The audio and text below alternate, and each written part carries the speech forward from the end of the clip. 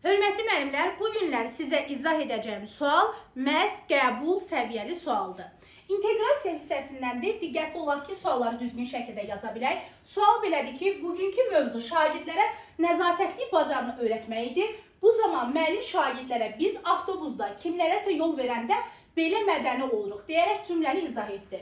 Bu zaman müəllim hansı inteqrasiya növündən istifadə etdi? Təbii ki, avtobus varsa olacaq fən üstü. Buradan əminik. Amma fən daxili yoxsa fənlər arası.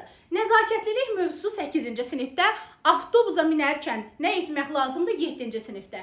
Yəni 7-ci siniflə 8-ci sinifi əlaqələndirdiyi üçün texnologiya fənində olacaq nə? Fən daxili, şaquli və fən üstü. Yəni cavabımız nə olacaq? Əlbəttə ki, C variantı olacaq. Bu şəkildə testlər, sınaqlar işləmək istəyirsinizsə, məhz sınaqlar qrupumuza qoşula bilərsiniz.